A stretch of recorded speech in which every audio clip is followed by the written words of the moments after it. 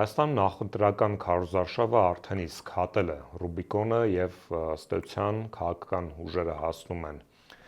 վերջնախաղին եւ մենք տեսնում ենք, որ գործող վարչախումբը շարունակում է իր ռեպրեսիվ քաղաքականությունը ընդդիմադիր ուժերի նկատմամբ եւ տեսնում ենք նաեւ, որ ընդդիմադիր առաջատար ուժ Սամվել Կարապետյանի գլխարած ուժեղ Հայաստանը հունիսի 3-ին նախապատրաստում է մեծ հանրավակ հանրապետության հրապարակում։ Այս եւ այլ հարցերի շուրջ այսօր զրուցել եմ ուժեղ Հայաստան կուսակցության անդամ, պատգամավորության թեկնածու Հայկ Ֆարմանյանի հետ։ Ողջույն, պարոն Ֆարմանյան։ Շնորհակալ եմ հարցազրույցի հնարավորության համար։ Ես նույնպես։ Հանրավակի մասին դեռ կխոսենք, եկեք փորձենք հասկանալ այս ընթացքում ինչպիսի քարոզարշավ էր Հայաստանի Հանրապետությունում, եթե հաշվի առնենք այն, որ ազգակործության պատուհասը անում էր ամեն ինչ բացի իրական քարոզարշավից եւ ծրագրային քարոզարշավից։ Մենք մեր հայրենակիցներից շատ գոհ ենք, բոլորը վստահ են մեր հաղթանակի մեջ, սակայն ցավոք սրտի մենք ստիպված ենք ավելորդ ժամանակ վատնել իրենց հակաքարոզները հերքելու վրա, որովհետեւ մարզերում ցավոք սրտի կան հայրենակիցներ, որոնք հավատում են այդ սև PR-ին։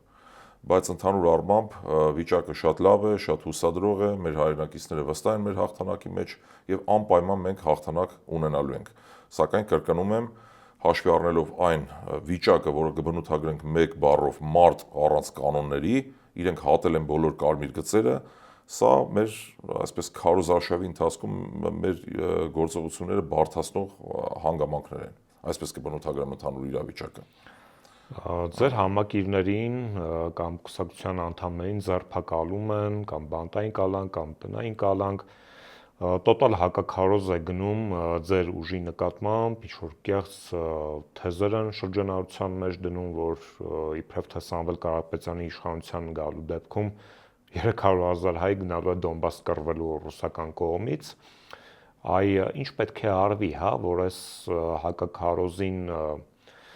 կարողանաք դիմագրավել եւ որպեսզի քաղաքացիները չտրվեն քարոզչական այդ սադրանքներին։ Փորձում ենք ամեն ինչ անել, հանդիպումներ ենք ունենում մեր հայրենակիցների հետ այս քարոզարշավի ընթացքում, փորձում ենք բացատրել, իհարկե դա հիմարություն է եւ ցավ եմ ապրում, բայց մեր հանրության մեջ կա մի որոշակի շերտ, որոնք հավատում են այդ հիմարություններին, ուրիշ կերպ չեմ կարող դա բնութագրել։ Նախ 300,000 հայ ֆիզիկապես այդքան մարդ չկա, որ կարողանա գնա Դոնբաս կամ որևէ այլ տեղ, ճիշտ հակառակը։ Սամվել Կարապետյանը եւ մեր թիմը ներկայացրել ենք հայամետ ծրագրեր, մենք ներկայացրել ենք պաշտպան ուժեղ խաղաղության ծրագիր, որի շրջանակներում խոսել ենք նաեւ այն մասին, որ զինվորը չի կանգնելու խրամատում, որտեղ մենք ունենալու ենք խելացի սահմաններ, զարգացնելու ենք ռազմական արդյունաբերությունը, մեր երկրում մենք հասնելու ենք նրան, որ ժամկետային զինծառայության ժամկետը դառնա 1 տարի, ներկայիս 1.5 տարվա փոխարեն, եւ ժամկետային զինծառայողը զորացրումից հետո տուն է վերադառնալու 720,000 դրամով, կամ ծնողը այդ ծառայության ընթացքում ստանալու է ամսական 40,000 դրամ աշխատավարձ։ Այսինքն, երբ որ այս երկու երևույթը, այսինքն ծրագիրը մեր համեմատում ենք այն հիմար թեզերի հետ, որոնք կան, մեր կարծում եմ մեր հայրենակիցների գերակշիռ մասը խելամիտ են եւ պետք է հասկանան, որ դա պարզապես սուտ է եւ մարդը երբ որ չի ունենում ասելիք, ստիպված այդ հակաթեզերով, հակաքարոզով պետք է զբաղվեն, սևացնեն, ուրիշ բան չկա, այստեղ բացատրություն, շատ պարզ է, կարծում եմ։ Հայաստան ժամանեց Միացյալ Նահանգների պետքարտուղար Մարկո Ռուբիոն, ստորագրվեցին փաստաթղթեր եւ դրանից զատ նա աջակցություն հայտնեց Նիկոլ Փաշինյանին, աջակցություն հայտնեց նաեւ Դոնալդ Թրամփը շատ բաց կերպով եւ պետք է հիմա հասկանալ, թե ինչու է Միացյալ Նահանգները այսպես փորձում խառնվել մեր ներքին գործերին կամ ընտրություններին եւ հետաքրքիրն այն է, որ գործող իշխանությունները եւ նրանց սատելիտները շարունակաբար ռուսական կողմին են մեղադրում, որ իբրև թե Ռուսաստանը Հայաստանում նախապատրաստում է հեղաշրջում նույն Սամվել Կարապետյանի օգնությամբ, բայց չտեսնելու են տալիս այն, որ Արևմուտքը, մասնավորապես Միացյալ Նահանգները, ուղղակի միջամտում են Հայաստանի ընտրություններին։ Եվ եկեք փորձենք հասկանալ, արդյոք ըստ Միացյալ Նահանգները միգուցե վախենում է, որ Փաշինյանը չի կարող վերընտրվել այս ընտրությունների արդյունքում եւ փորձում է այսպես ասած ապահովագրել, ստեղծել այնպիսի պայմաններ, որ Հայաստանի հաջորդ իշխանությունները չկարողանան մանևրել եւ ստիպված լինեն օրինակ թրիփի հարցում պարտավորություններ կատարել կամ նույն օգտակար հանածոների հարցում, որը որ ստորագրվեց Միացյալ Նահանգների հետ, այդ ամենը իրականացնեն։ Ուժեղ Հայաստանի իշխանության գալու պարագայում Արևմուտքի հետ հարաբերությունները ինչպիսին են լինելու։ Մենք բազմիցս այդ մասին խոսել ենք, որ մենք նույնիսկ Մոզամբիկի հետ հնարավոր է որ ունենանք որոշակի հարաբերություններ, եթե պարզ լինի, որ Մոզամբիկից մեր երկիր ունի օգուտ, այսինքն մեր երկրի շահերից բխող քաղաքականություն պետք է իրականացնենք։ Իմաստը կարևոր չի Արևմուտք, Ռուսաստան եւ այլն, այսինքն չի կարելի նաեւ փչացնել հարաբերություն գործընկերների հետ իշահ ինչ որ մեկ այլ բևեռի եւ բնականաբար նաեւ մենք չունենք այն ռեսուրսը, որ կարողանանք հարաբերություններ փչացնել թե Միացյալ Նահանգների հետ, թե Եվրոպայի հետ, թե Ռուսաստանի Դաշնության հետ։ Գործող իշխանությունները ինչ են անում։ Իրենք փչացնում են բոլոր հարաբերությունները մեր գործընկեր Ռուսաստանի Դաշնության հետ, մոռանալով որ մենք ԵԱՏՄ անդամ երկիր ենք, եւ մեր տնտեսական առաջընթացը վերջին տարիներին պայմանավորված է հենց այդ հանգամանքով, մեր ԵԱՏՄ անդամակցությամբ եւ վտանգի տակ են դնում մեր տնտեսությունը, որը ենթակա կլինի փլուզման, եթե մենք դուրս գանք ԵԱՏՄ անդամությունից։ Եվ մենք ինչ ենք ասում։ Մենք ասում ենք այն ինչ գոյություն ունի, մենք Նիկոլ Փաշինյանի նման չենք սկսելու մեր զրոյական կետից, մենք լավարկելու ենք այդ ամենը։ Այսինքն այն փաստաթղթերը, որոնք ստորագրվել են պետության անունից, դրանք ենթակա են ուսումնասիրման եւ լավարկման։ Եթե որևէ բան պարզվի, ակնհայտ դառնա, որ մեր երկրի շահերից չի բխում, բնականաբար չեն գնալու այդ ուղղությամբ։ Մենք շարժվելու ենք բացառապես մեր երկրի շահերով։ Իսկ ինչ վերաբերում է Ամերիկայի Միացյալ Նահանգներին, թրիփին, Արևմուտքին եւ այլն, յուրաքանչյուր բևեռ, յուրաքանչյուր աշխարհակաղակական բևեռ ունի իր շահերը, մենք էլ մեր շահերով պետք է առաջնորդվենք։ Այդ մասին ասել է նաեւ մեր կուսակցության առաջնորդ Սամվել Կարապետյանը։ Նախ ենթակա են ուսումնասիրման բազմաթիվ փաստաթղթեր, որոնց մենք կան բազմաթիվ երևույթներ, փաստաթղթեր, որոնց ծանոթ չենք եւ ուսումնասիրման արդյունքում, եթե պարզվի, որ մեր երկրի շահերից չի բխում որևէ բան, դա չենք իրականացնելու։ Սա է ընդհանուր մեր պատկերացումը ապագայի վերաբերյալ եւ Ռուսաստանի Դաշնության հետ այս վատթար վիճակը, որը գոյություն ունի, բնականաբար ենթակա է վերանայման ամեն ինչը։ Մենք չենք կարող մեր տնտեսությունը հարվածի տակ դնել։ Հայաստանը ԵԱՏՄ անդամ է եւ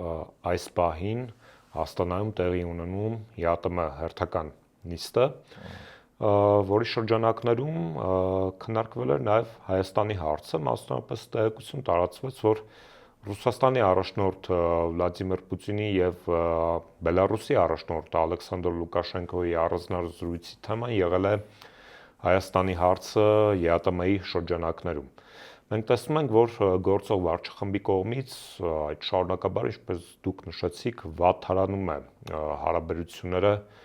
ռազմավարական դաշնակցի հետ եւ տեսեք, եկեք փորձենք հետևանքների մասին խոսել, թե ինչ կլինի, հատկապես եթե հաշվի առնենք այն, որ մեր տնտեսության 90%-ից ավելը, եթե չեմ սխալվում, 60%-ից ավել բաժին ենք նում, եթե հանենք հանքարդյունաբերության ոլորտը, մնացած այդ պատրաստի արտադրանքը, որը արտահանվում է, մեր արտահանման կառուցվածքի 60 եւ ավել տոկոսը բաժին ենք նում Ռուսաստանի Դաշնությանը կամ ԵԱՏՄ անդամ երկրներին։ Ու առյուծի բաժինը բնականաբար Ռուսաստանի Դաշնությանն է բաժին եկում։ Դա իրողություն է, դա փաստ է։ Այս արգելանքները, որոնք ռուսական կողմից դրվում են արդեն Հայաստանի առջև, մեր տնտեսության համար ինչպիսի հետևանքներ կունենան եւ տեսեք, իրենք ասում են, որ պետք լինի ԵԱՏՄ-ից էլ դուրս կգանք, ռազմաբազան կհանենք, ասում են, որ չենք վախենում գազի գնի թանկացումից։ Եկեք մի հատ հետևանքներ քննարկենք մեր հանրության։ Քննարկենք, ուրեմն տեսեք, նախ եւ առաջ սկսեմ հետեւյալից։ Յուրաքանչյուր երկիր, որը հայտ է ներկայացնում Եվրամիության անդամակցության, միայն բանակցություններ սկսելու Եվրամիության անդամակցության բանակցություններ կարող են սկսվել մի պարագայում, սա աքսիոմատիկ ճշմարտություն է, եթե տվյալ երկրի արտահանման առնվազն, կրկնում եմ, առնվազն 40%-ը բաժին ենք նում ԵԱՏՄ անդամ երկրներին։ Հայաստանի արտահանման կառուցվածքում ընդամենը 7-ից 10%-ն է բաժինարկնում Եվրամիության անդամ երկրներին։ Այսինքն այս փաստը բավական է, որ մեր հանրությունը իմանա, տեղեկանա, որ գործող իշխանությունները խաբում են բառից բուն իմաստով, այսինքն սուտ են խոսում։ Հնարավորություն չկա նման, այսինքն Հայաստանը չի կարող անդամակցել Եվրամիությանը։ Եվ այս խոսակցությունները ընդհանրապես քաղաքական բովանդակություն են։ Սրա հիմքում տնտեսական բովանդակություն գոյություն չունի։ Հաշվարկ չկա։ Հաշվարկ չկա բացարձակապես։ Ինչ վերաբերում է գազը Ռուսաստանից չենք առնի, երբ Հայաստանի ազգային ժողովի նախագահը ասում է մեր անվտանգության երաշխավոր Ադրբեջանն է, դա էլ է հարցի լուծում։ Հիմա թող մեր հանրությունը հետևություններ անի։ Գազը չենք առնի Ռուսաստանից կամ կթանկանա, ումից պետք է առնենք Ադրբեջանից, կամ մեր անվտանգության երաշխավոր Ադրբեջանն է, դա էլ է հարցի լուծում։ Մեզ դա պետք է, թե պետք չի։ Մենք տեսեք անդադար խոսում ենք 300,000 ադրբեջանցիների վերադարձի մասին։ Մենք ասում ենք սիրելի ժողովուրդ, եթե այս իշխանությունները վերարտադրվեն, Աստված մի արասցե, Հայաստան են վերադառնալու 300,000 ադրբեջանցիներ։ Եվ որևէ մեկը հոդաբաշխ նախադասությամբ չի հակադարձում Ալիևին եւ չի ասում Ալիև դու զառանցում ես, քանի որ Հայաստանի տարածքում արևմտյան Ադրբեջան գոյություն չունի։ Հիմա սրա տրամաբանական շարունակությունն են մյուս թեզերը։ Մեր անվտանգության երաշխավոր Ադրբեջանն է, գազը չենք առնի Ռուսաստանից, թող թանկանա կառնենք Ադրբեջանից, այսինքն ադրբեջանականացումը կամ թրքացումը նույնպես հարցի լուծում է։ Հիմա դա մեզ պետք է, թե պետք չի։ Մեր հանրության կարծում է, որ գերակշիռ մեծամասնությունը խելամիտ կգտնվի եւ չի ընտրի գործող իշխանություններին, որպեսզի սրանք չվերարտադրվեն։ Այսինքն, երբ որ տնտեսական վերադառնամ մեր հարցին, ինչ են ասում են ԵԱՏՄ-ից դուրս կգանք։ ԵԱՏՄ-ից դուրս գալը նշանակում է մեր տնտեսության փլուզում։ Նաև կա մեկ այլ հարց։ Մենք Իրանի Իսլամական Հանրապետության հետ ունենք շուրջ 700 միլիոն դոլարի առևտրաշրջանառություն, որի հետ, այսինքն Իրանի Իսլամական Հանրապետության հետ Եվրասիական տնտեսական միությունը ունի ազատ առևտրի համաձայնագիր։ Դա նշանակում է, որ ԵԱՏՄ-ից դուրս գալով մենք նաև վտանգի տակ ենք դնում մեր հարևան Իրանի Իսլամական Հանրապետության հետ մեր տնտեսական հարաբերությունները, քանի որ կրկնում եմ 700 միլիոն դոլարի առևտրաշրջանառությունը վտանգի տակ է հայտնվում, որովհետև Իրանից ներկրվող ապրանքները Հայաստան են ներկրվում, Եվրասիական միության անդամ երկրներ են ներկրվում զրոյական մաքսատուրքով։ Եվ Հայաստանի դուրս գալը ենթադրում է, որ այդ 700 միլիոն դոլարի ապրանքաշրջանառությունը պետք է տեղի ունենա մաքսատուրքերով, այսինքն թանկանալու են նաև Իրանից ներկրվող ապրանքները, այսինքն Իրանը մի կողմից, Ռուսաստանը մի կողմից, նայենք, թե ով է, որ ընկերությունն է մեր թիվ 1 հարկատուն։ Դա Mobile Center ընկերությունն է, որը զբաղվում է վերարտահանումներով, ներկրում են հեռախոսային ապարատներ հիմնականում եւ վերարտանում Ռուսաստանի Դաշնություն։ 22 թվականից առ այսօր Հայաստանի տնտեսական ակտիվությունը գերազանցապես պայմանավորված է Եվրասիական միության անդամակցությամբ։ Եվ իշխանությունները ինչ են ասում։ Ասում են մենք պետք է Եվրոպա արտահանենք մեր ապրանքները, դիվերսիֆիկացնենք, դիվերսիֆիկացրեք։ 8 տարի դուք եք իշխանության։ Այս ընթացքում ինչ են արել։ Այսինքն ամենամեծ կախվածությունը Ռուսաստանից, եթե այս տեսանկյունով ենք նայում, վերջին 8 տարվա ընթացքում է։ Ես չեմ ասում դա լավ է թե վատ է, դա փաստ է։ Այսինքն երբ որ դիվերսիֆիկացիան դա շատ լավ բան է։ Մենք նույնպես ձգտելու ենք նրան, որ հայկական արտահանումը դիվերսիֆիկացվի։ Այսինքն արաբական երկրներ կան, Արաբական Միացյալ Էմիրություններ կա, Իրաք կա, կան բազմաթիվ երկրներ, որոնց հետ մենք կարող ենք առևտուր անել, դիվերսիֆիկացնել հայկական արտահանումը։ Հիմա չեն արել, միայն ֆինանսավորում են այն ընկերություններին, որոնք իրենց արտահանումները ուղղում են դեպի Եվրամիության երկրներ։ Բյուջեից գումար են վճարում այն մաքսատուրքի չափով, որը ենթակա է վճարման տվյալ Եվրամիության անդամ երկրում։ Եվ հասկանալի չի, թե ինչու հենց միայն Եվրոպա, ինչու այլ ուղղություններ չեն ֆինանսավորում արտահանման համար կամ չեն դիվերսիֆիկացնում։ Եվ խոսել են մասին, որ ԵԱՏՄ-ից դուրս կգանք, գազը թող թանկանա, սիրելի ժողովուրդը մեր թող իմանա, որ իրենք ուղիղ վնասում են, այսինքն իրականացնում են հակահայ Հայաստանի շահերից չբխող քաղաքականություն։ Այս տենդենսը լավ բանի չի տանելու մեզ։ Եվ ես պարբերաբար որպես տնտեսագետ նաև փորձում եմ մեր ժողովրդին բացատրել, որ ժողովուրդ ջան, ոչ թե խնդիրը նրա մեջ է, որ ռուսական ուղղությունն է լավ կամ Եվրոպան վատ է։ Այո, դիվերսիֆիկացումը լավ բան է, բայց հարվածի տակ դնել Եվրասիական միությունը դա նշանակում է մեր տնտեսության փլուզում։ Դա նշանակում է, որ թոշակառում պիտի թոշակ չստանա, աշխատավարձերը պետքա ցածրանան, կամ չգիտեմ, մեր տնտեսությունը գները բարձրանան, հա, եթե սրան պատրաստ ենք եւ չգիտեմ այդ հիմար թեզերով ենք առաջնորդվում, որ ինքնիշխանություն եւ այլ, ումից ենք ինքնիշխան։ Ինչի մասին է խոսքը։ Կա աշխարհում որևէ պետություն, բացի Ռուսաստանի Դաշնությունից կամ Ամերիկայի Միացյալ Նահանգներից, որ ինքնիշխան են, իրենց պատկերացրած ինքնիշխանության մասին ես խոսում։ Իդեպ, երբ որ անդամակցում ես վերպետական որևէ կառույցի, կապ չունի ԵԱՏՄ կամ Եվրոմիություն, դու ինչ-որ մի բան զիջում ես ամեն դեպքում քո ինքնիշխանության։ Գիտեք, ինքնիշխանություն ասած, եթե իրենք պատկերացնում են Հայաստանի ադրբեջանականացումը, ես նման ինքնիշխանություն չեմ ուզում, որովհետև այլ բան չեմ լսում։ Իրենք երբ խոսում են ինքնիշխանության մասին,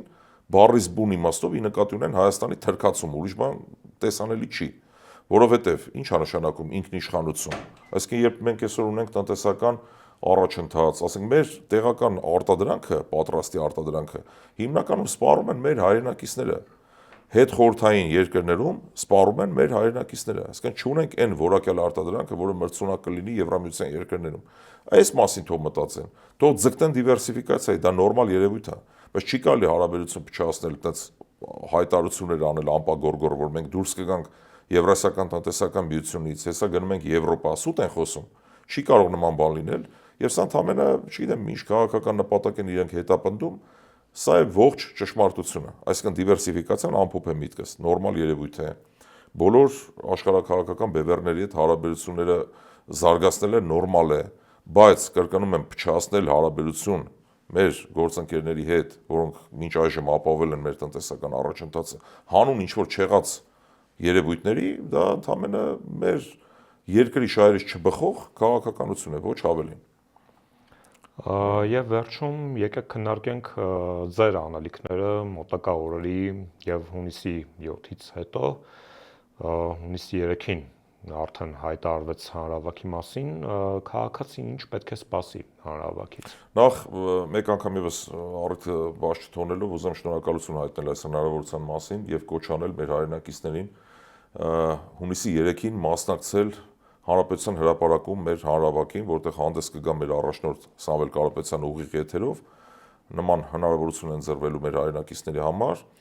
եւ մեր հայրենակիցները թող վստահ լինեն, որ Սամվել Կարապետյանի վարչապետ դառնալու պարագայում մեր երկիրը ծաղկելու է բառից բուն իմաստով, որովհետեւ այն լավագույն ծրագրերը, որոնք մենք ունենք, մասնավորապես օրինակ մի օրինակ բերեմ, ազգային վերածննդի հիմնադրամ է ստեղծվելու, որի շրջանակներում յուրաքանչյուր 4-րդ երեխայի ծնվելու կապակցությամբ տրամադրվելու է ընտանիքին 2 միլիոն դրամ, սա ընդամենը մեկ օրինակ եմ բերում, 5-րդ երեխայի ծնվելու կապակցությամբ տրամադրվելու է անվճար բնակարան, եւ ազգային վերածննդի հիմնադրամում պետության, այսինքն պետական բյուջեի մասնակցությունը լինելու է ընդամենը 20-ից 30%։ Սա այն բանի վկայությունն է, որ Սամվել Կարապետյանը թե իր հնարավորություններով, թե իր կապերով Հայաստանը բերելու իրականում բազմամիլիարդանոց ներդրումներ եւ մեր երկրի համար, մեր ժողովրդի շահերից բխող քաղաքականություն է իրականացվելու, մեր ժողովուրդը թող վստահ լինի, ամեն ինչ արվելու է հայ ազգի շահերից ելնելով, բառից բուն իմաստով, որտեղ Սամվել Կարապետյանը այն մարդն է, որը ունի ամեն ինչ, հասել է բոլոր բարձունքներին իր մասնավոր գործունեության շրջանակներում, այսինքն ստեղծել է մեգա կայսրություն եւ ընդամենը հայրենասիրական մղումներով, չմոռանանք թե ինչից է սկսվել այս ողջ պատմությունը։ Մենք եկեղեցին պաշտպանելու ենք մեր ձևով եւ մարդը հայտնվել է կալանքի տակ։ Այսինքն այլ մոտիվացիա Սամվել Կարապետյանը չունի։ Նա չի գալու թալանելու, չի գալու բյուջեն մսխելու, ոնց որ անում են գործող իշխանությունները։ Գալիս է բացառապես հայրենասիրական մղումներով եւ մեր երկիրը զարգացնելու նպատակներով։ Եւ որևէ մեկը թող չկասկածի, որ այն կապերը, որը ունի Սամվել Կարապետյանը աշխարհի մասշտաբով, ծառայեցնելու է իշա Հայաստանի Հանրապետության։ Սրանք են մեր ծրագրերը եւ բոլոր այն 13 կետանոց մենք 13 կետ արդեն հայտարարել ենք, թե ինչ ծրագրեր ունենք եւ դրանք դեռ սկիզբն են։ Բազմաթիվ այլ ծրագրեր կան։ Օրինակ, զինծառայողների աշխատավարձը 40,000 դրամ քիչ առաջ ասեցի։ Զինծառայությունը ժամանակի ընթացքում դառնալու է 1 տարի։ Ուրեմն խելացի սահմաններ են լինելու, որտեղ զինվորը չի կանգնելու խրամատում։ Ուսանողները հնարավորություն են ունենալու ստանալ անվճար կրթություն։ Կենսաթոշակները բարձրանալու են։ Սկզբում 12,000 դրամով, ապա ժամանակի ընթացքում այնքան, որ դա ծածկի ոչ միայն սպառողական զամբյուղը, այլ ապահովի արժանապատիվ ծերություն մեր տարեցների համար։ Մենք 300,000 աշխատատեղ ենք ստեղծելու։ Մենք կանխելու ենք Հայաստանի ադրբեջանականացումը, բազմաթիվ այլ ծրագրեր, 20,000 մատչելի բնակարաններ, Զինծառայողները ստանալու են տարեկան 1000 բնակարան, զինծառայողների համար տրամադրվելու է 50% զեղչով։ $1 միլիարդ туриզմի ոլորտում է ներդրվելու։ Ես ինչի նկատի ունեմ, նաև туриզմի ոլորտ ասելով, տեսեք, ինչ են անում, ինչպես են մանիպուլացնում։ Իրենք վերցնում են երկու թիվ։ Քանի մարդ եկավ Հայաստան եւ քանիսը դուրս եկավ։ Չեն ասում, որ բազմաթիվ մեր հայրենակիցներ, որոնք ապրում են, օրինակ ասենք, արտերկրում, Ռուսաստանում, Ամերիկայի Միացյալ Նահանգներում, գալիս են հայրենիք, այդ մարդկանց էլ են համարում տուրիստ, բայց իրական туриզմը դա չի։ Մեր լավագույն туриզմի կենտրոններից մեկը օրինակ Տավուշի մարզն է, Դիլիջան քաղաքը, ասենք Իջևան ունի մեծ պոտենցիալ եւ բազմաթիվ այլ այդ ռեգիոնը գեղատեսիլ դու գիտեք, туриզմից Հայաստանի բյուջեին ինչքան որ մտնում են, ամենը 1%-ն է բաժին հասնում Տավուշի մարզին։ Հիմա մենք $1 միլիարդ ներդրում պետք է իրականացնենք մեր туриզմի ոլորտում եւ բազմաթիվ այլ հայանպաստ ծրագրեր են իրականացվելու։ Եվ մեր ժողովուրդը թող իմանա, սա բացառիկ շանս է մեր երկիրը դուրս հանելու այս ճահճից։ Բացառիկ շանս է, որ մեր հայրենակիցները լավ ապրեն եւ խնդրում եմ, ուղղակի հորդորում եմ, կոչ եմ անում մեր հայրենակիցներին ակտիվ լինել այս վերջի մեկ շաբաթը, հունիսի 3-ին մասնակցել ընտրություններին, որտեղ մեր նպատակները բխում են բացառապես մեր ժողովրդի շահերից։ Եվ գնալ ընտրության։ Եվ գնալ ընտրության սա ամենակարևորն է, որտեղ մենք ունենք բազմաթիվ կողմնակիցներ եւ մի հիմար լոզունգ գոյություն ունի ցավոք սրտի այս իշխանությունների կողմից ներդրված, որ